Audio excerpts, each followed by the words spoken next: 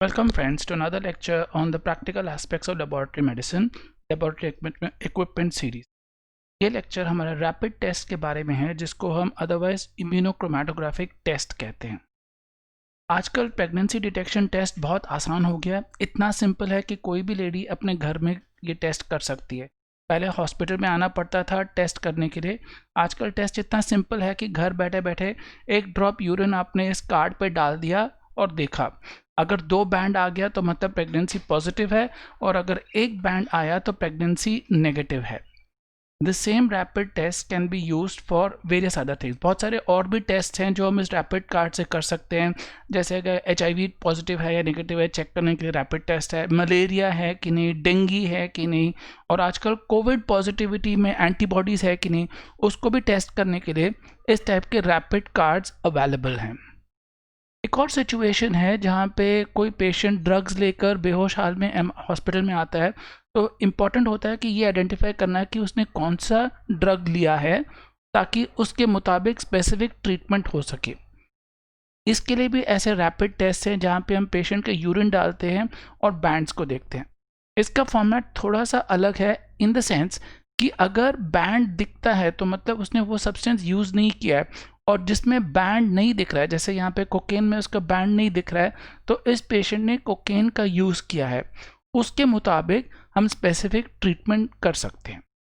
बहरहाल ये rapid test इतने इम्पॉर्टेंट और इतना यूज़फुल है कि हमें जल्दी से 2 मिनट या 10 मिनट के अंदर रिजल्ट्स मिल जाता है और हमारा स्पेसिफिक ट्रीटमेंट कर सकते हैं। अगर यही चीज़ सैंपल कलेक्ट करके लैब में भेजकर टेस्ट करना पड़ता तो from collection to report minimum 1.5 से 2 घंटा लग जाता है, लेकिन रैपिड टेस्ट में आपका रिजल्ट 5 से लेकर 10 मिनट के अंदर आ जाता है और कोई भी कहीं पे भी कर सकता है। So that is how useful this test is. सवाल ये है कि ऐसा क्या जादू है इस टेस्ट में कि बैंड दिखे तो पॉजिटिव, बैंड ना दिखे तो नेगेटिव, ये कैसा होता है? इस वीडियो में इसके बारे में डिटेल में बताऊंगा आप लोगों को।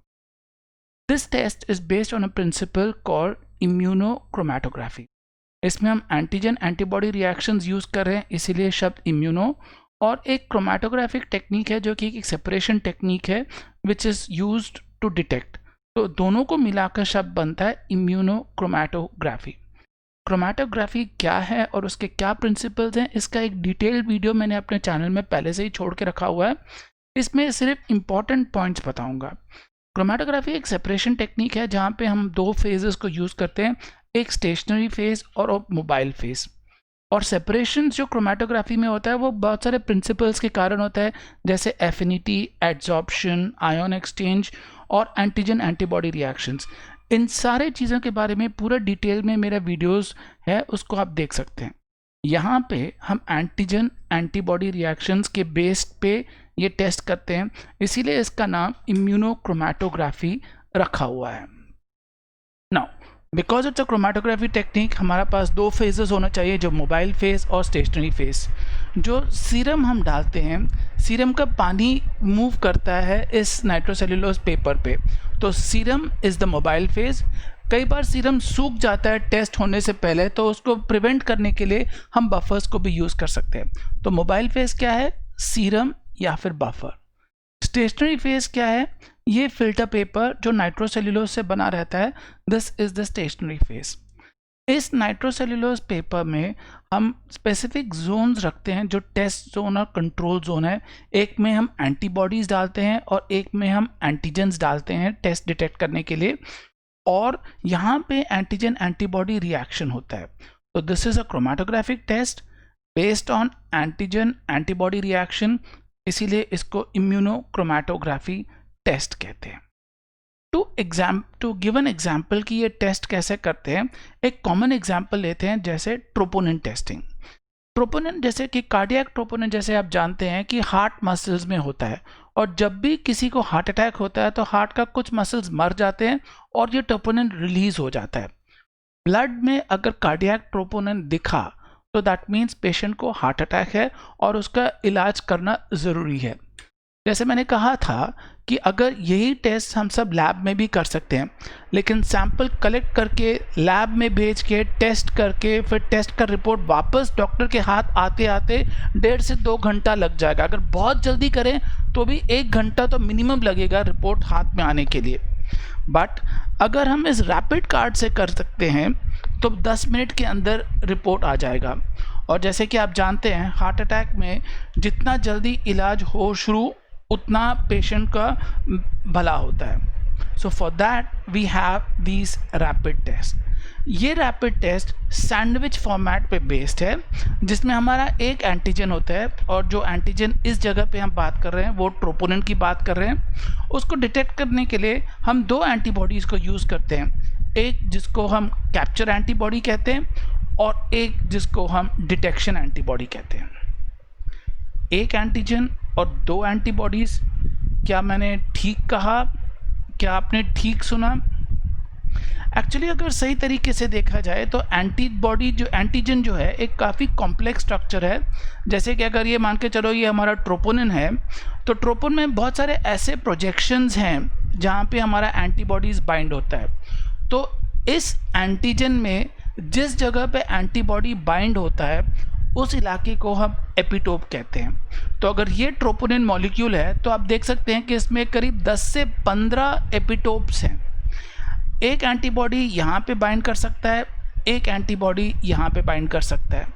तो इसीलिए एक एंटीजन के ऊपर 2 या 2 से ज़्यादा भी एंटीबॉडीज़ हो सकते हैं। तो ना इनमें से जैसे कि ट्रोपोनिन है, इसमें से हम 2 ऐसे एंटीबॉडीज़ निकालते हैं जो कि ट्रोपोनिन मॉलिक्यूल पे बाइंड करता है, लेकिन अलग अलग एपिटोप्स पे बाइंड करता है। एक एंटीबॉडी को हम डाई के साथ लेबल कर लेते हैं, ये हमारा डिटेक्शन एंटीबॉडी है, और एक एंटीबॉडी को हम नाइट्रोसेल्यूलोज फिल्टर पेपर में अटैच करेंगे, ये हमारा कैप्चर एंटीबॉडी होगा। तो जैसे मैंने बोला था कि हमें 2 एंटीबॉडीज़ चाहिए, एक कैप्चर एंटीबॉडी और एक डिटेक्शन एंटीबॉडी। कैप्चर एंटीबॉडी एक एपिटोप के अगेंस्ट डायरेक्टेड है और इसको हम नाइट्रोसेल्यूलोज फिल्टर पेपर में इमोबिलाइज कर देते हैं। जो डिटेक्शन एंटीबॉडी है वो कोई दूसरा एपिटोप पे होगा और उस पे हम रिपोर्टर मॉलिक्यूल डाल देते हैं। फॉर एग्जाम्पल ये मान के चलो ये हमारा ट्रोपोनिन मॉलिक्यूल है और इसमें 2 एपिटोप्स हैं, एक नोकीला ट्रायंगुलर शेप और एक स्क्वायर शेप। इसके अगेंस्ट एक एंटीबॉडी है और इसके अगेंस्ट एक और एंटीबॉडी है। तो ये दोनों एंटीबॉडीज़ ट्रोपोनिन पे बाइंड करेगा, लेकिन अलग अलग एपिटोप्स पे बाइंड करेगा। एक एंटीबॉडी जिसको हम डिटेक्शन एंटीबॉडी कहते हैं, उसमें हम एक डाई अटैच कर लेते हैं, और दूसरा एंटीबॉडी जो है जिसको हम कैप्चर एंटीबॉडी कहते हैं, उसको हम टेस्ट लाइन पे अटैच कर देते हैं। जो ये हमारा टेस्ट लाइन है, इस पे हम ये कैप्चर एंटीबॉडी फिक्स कर देते हैं, और जो कंट्रोल लाइन है उसमें हम एक एंटीजन को फिक्स करते हैं। ये वही एंटीजन होगा जो आपका डिटेक्टिंग एंटीबॉडी बाइंड करेगा। So what are the 3 things? 2 antibodies, एक डिटेक्टर एंटीबॉडी जिसमें हमारा डाई है, एक कैप्चर एंटीबॉडी जो कि सी लाइन पे हमने अटैच करके रखा हुआ है, और जो टेस्ट लाइन पर अटैच करके रखा हुआ है, और जो कंट्रोल पे हमने अटैच किया है वो एंटीजन है, वो एंटीजन जिस पे डिटेक्टर एंटीबॉडी बाइंड करेगा। Once we have done this then we do the test. अगर आप इम्यूनोक्रोमेटोग्राफी स्ट्रिप का ढक्कन खोल के अंदर आराम से देखेंगे तो आपको एक सैंपल पैड होगा। इस सैंपल पैड के बाद एक कॉन्जुगेट पैड है। इस कॉन्जुगेट पैड में आपका डिटेक्टर एंटीबॉडी विथ डाई होगा। ये आपका टेस्ट लाइन है जहाँ पे आपका कैप्चर एंटीबॉडी अटैच्ड है। ये आपका कंट्रोल लाइन है जहाँ पे आपका एंटीजन है, और ये नाइट्रोसेल्यूलोज मेम्ब्रेन है जिसमें ये क्रोमेटोग्राफी हो रहा है। और फिर एब्जॉर्बेंट पेपर्स वगैरह है, क्योंकि अगर एक्स्ट्रा बफर या एक्स्ट्रा सीरम डल गया तो उसको स्पिल ना हो करके ये वाला एब्जॉर्बेंट पेपर भी रखा हुआ है। दिस इज़ हाउ जो आपका रैपिड डिटेक्टिंग किट है उसका लेआउट इस टाइप का है। Now back to the question of troponin. Patient में चेक करना था कि पेशेंट के सैंपल में ट्रोपोनिन है कि नहीं, तो हमने सीरम डाला। सीरम में अगर ट्रोपोनिन है तो ट्रोपोनिन का मॉलिक्यूल ऐसा होगा। इसके बाद जब बफर डालेंगे तो दिस ट्रोपोनिन मॉलिक्यूल स्प्रेड होके कॉन्जुगेट पैड में आ जाएगा, जहाँ पे कॉन्जुगेट एंटीबॉडी, जो एंटीबॉडी जिसमें डाई है, उसके साथ बाइंड कर देगा। उसके बाद हम और भी बफर डाल रहे हैं तो अब ये अपने आगे का ट्रैवलिंग करेगा। ये कॉन्जुगेट एंटीबॉडी जो है फ्री है, ये बाउंड नहीं है, तो जैसे जैसे बफर आगे बढ़ेगा वो इसको भी लेके आगे चला जाएगा। नेक्स्ट स्टेप में इस ट्रोपोनिन का दूसरा जो एपिटोप है वहाँ पे कैप्चर एंटीबॉडी उसके साथ बाइंड करेगा। अब कैप्चर एंटीबॉडी इस टेस्ट लाइन पे फिक्स्ड है, तो आपका जो ट्रोपोनिन मॉलिक्यूल है वो यहाँ पे फिक्स हो जाता है, और इस ट्रोपोनिन मॉलिक्यूल में आपका डिटेक्टर एंटीबॉडी विथ डाई वो भी है, तो वो भी यहाँ पे फिक्स हो जाता है। और क्योंकि ये फिक्स हो जाता है तो आपको यहाँ पे एक बैंड नज़र आने लग जाएगा, क्योंकि यहाँ पे आपका एंटीबॉडी में डाई है जो कि फिक्स हो गया है इस टेस्ट लाइन पे। थोड़ा बहुत एंटीबॉडीज़ आपके पास एक्सेस में होगा जो कि इस टेस्ट लाइन पे बाइंड नहीं किया है, वो एंटीबॉडीज़ फ्री होके टेस्ट लाइन को पार करेगा और कंट्रोल लाइन पे आ जाएगा। कंट्रोल लाइन पे हमने कहा था कि ये एंटीजन और ये एंटीजन सेम है, तो ये हमारा डिटेक्टर एंटीबॉडी यहाँ पे बाइंड होके इमोबिलाइज हो जाएगा। ये वाला आपको एक और बैंड देगा जो कि आपके कंट्रोल का बैंड नज़र आएगा। तो यू हैव वन बैंड जहाँ पे आपका टेस्ट लाइन है, जहाँ पे आपको बैंड मिलेगा, और एक कंट्रोल लाइन है जहाँ पे जो एंटीबॉडीज़ एक्सेस में है, जो कॉन्जुगेट एंटीबॉडी इस पैड में जो एक्सेस में है, जो टेस्ट लाइन के साथ बाइंड नहीं किया है, वो आगे निकल के कंट्रोल लाइन पे बाइंड करेगा और आपको कंट्रोल लाइन दे देगा। तो अगर आपको कंट्रोल वाला लाइन दिखा तो मतलब कंफर्म्ड है कि आपका सिस्टम ठीक है, आपका टेस्ट ठीक है, आपका रिएजेंट ठीक है, आपका टेक्निक ठीक है, तो रिज़ल्ट जो है वैलिड है। और टेस्ट लाइन दिखा तो ये कंफर्म हो जाता है कि वो पॉजिटिव है। Now we come down to another format जिसको हम कॉम्पिटिटिव फॉर्मेट कहते हैं। कॉम्पिटिटिव फॉर्मेट में थोड़ा सा चेंज है, प्रिंसिपल तो वही है कि यहाँ पे आप सैंपल डालते हैं, एंटीबॉडीज़ भी है, नाइट्रोसेल्युलोज मेम्ब्रेन भी है, एंटीजन को भी फिक्स करते हैं, प्रिंसिपल सारे सेम है, लेकिन थोड़ा सा डिफरेंस है। यहाँ पे आपका जो डिटेक्शन स्ट्रिप है उसमें हमने एंटीबॉडीज़ डाला हुआ है, राइट। सबसे पहले बात हम ब्लड को डालते हैं, ब्लड या यूरिन सैंपल जाते हैं जिसमें जो एंटीजन है वो प्रेजेंट है, वो पहले माइग्रेट करेगा और इस एंटीबॉडीज़ के साथ बाइंड हो जाएगा। इसके बाद हम सेकेंड कॉन्जुगेट एंटीबॉडी डालते हैं। ये एंटीजन और ये एंटीजन सेम है, लेकिन इस एंटीजन में हमने एक रिपोर्टर मॉलिक्यूल को ऐड किया हुआ है। पहले हमने सीरम को रिमूव किया है, तो सीरम में जो एंटीजन था वो इस एंटीबॉडीज़ में बाइंड कर गया। इसमें बहुत सारे एंटीबॉडीज़ हैं, तो काफ़ी सारे एंटीबॉडीज़ ऐसे होंगे जिसमें एंटीजन बाइंड नहीं किया होगा और जो फ्री होगा, इस फ्री साइट में आपका कॉन्जुगेट एंटीबॉडी बाइंड होगा। अब यहाँ पे आपके कॉन्जुगेट एंटीजन में रिपोर्टिंग डाई है, तो उसके कारण बैंड आ सकता है।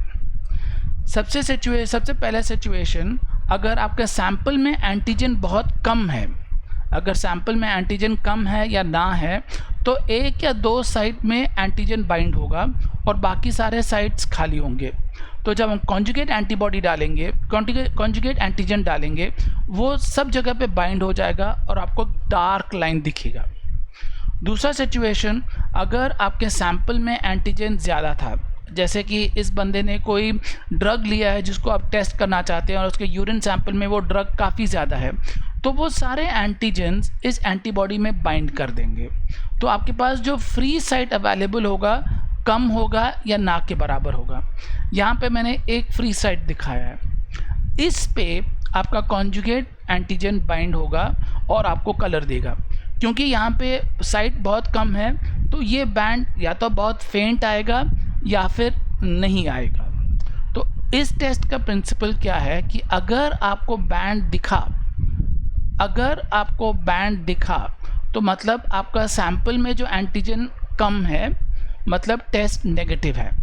और अगर आपको बैंड नहीं दिखा तो मतलब आपके सैंपल में एंटीजन ज़्यादा है जिसने सारे साइट्स को बाइंड कर दिया और आपके पास फ्री साइट बहुत कम पड़ा हुआ है जिसमें आपका कॉन्जुगेट एंटीजन बाइंड करता है। इसीलिए ये टेस्ट को हम पॉजिटिव मान के चलेंगे।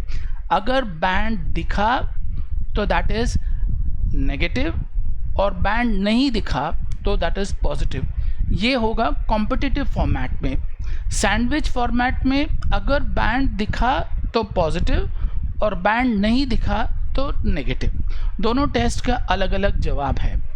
नाउ जो क्वेश्चन मैं आपसे पूछना चाहता हूं, जो कि मैं उम्मीद करूंगा कि आप मुझे अपने ईमेल में मेरे ईमेल में लिख के भेजेंगे, वो ये है कि सैंडविच फॉर्मेट कौन कौन से टेस्ट में यूज़ करते हैं और कॉम्पिटिटिव फॉर्मेट कौन कौन से टेस्ट में यूज़ करते हैं। क्या दोनों को एक के जगह दूसरे जगह पे यूज़ कर सकते हैं या इसमें कुछ फंडा है कि कौन कौन से टेस्ट में सैंडविच फॉर्मेट यूज़ करना है और कौन कौन टेस्ट में कैप्चर या कॉम्पिटिटिव फॉर्मेट यूज़ करना है।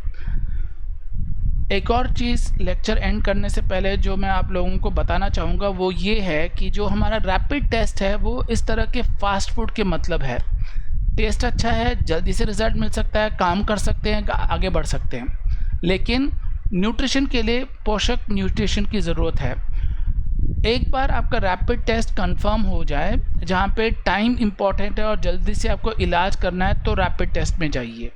लेकिन अगर प्रॉपर ट्रीटमेंट करना है और एक्चुअल एक्यूरेट रिजल्ट चाहिए तो आपको लैब में ही सैंपल भेज के टेस्ट करना पड़ेगा। Thank you very much for listening to my lecture. Contact me on my email ID at qsinbiochemistry@gmail.com. मेरे सवाल का जवाब का इंतज़ार कर रहा हूँ, आप इस ईमेल में भेज दीजिए। Thank you.